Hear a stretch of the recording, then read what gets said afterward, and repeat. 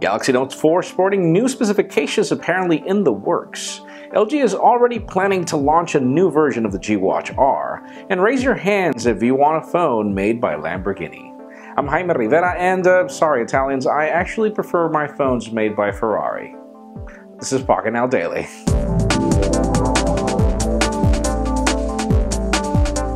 Let's begin today with what's official. If you're holding on to $6,000 and have nothing to do with them, right?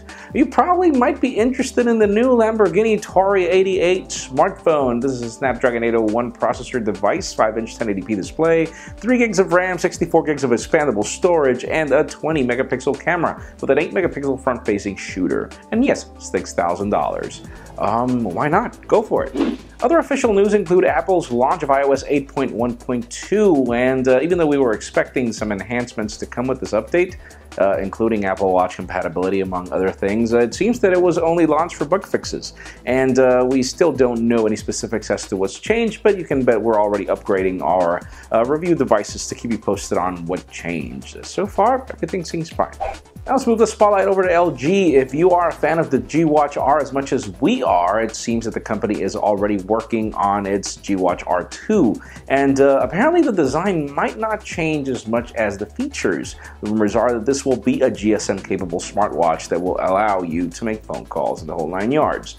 Well, let's see how that goes at MWC 2015, as the rumors are it'll be launched by then. And let's stay in Korea, but this time let's talk about Samsung. We had heard that the company was going to stop diluting its Galaxy brand with more phones, but the reports are that there are already some benchmarks of Snapdragon 810 Galaxy Note 4, not 805.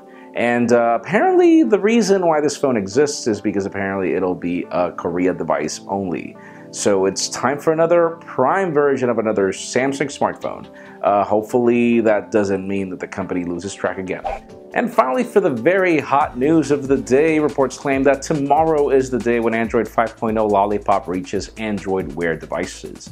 And even though we don't know what design cues are going to be changing, because these are just the cards from Google now, what we get on Android Wear. As it turns out, it seems that there are some significant battery improvements coming, and it's hard to confirm this will happen. Obviously, we will be standing by, but it leads me to the question of the day. If you have not bought an Android Wear smartwatch, what would Android need to do, Google meaning, what would it need to do for you to consider an Android Wear smartwatch? Because in my case, honestly, better battery life. I use one, but I hate the battery life. I'll be honest with you. Leave us a comment down below. What's your case?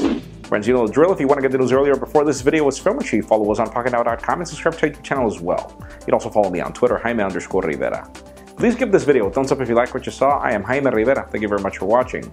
We'll see you tomorrow.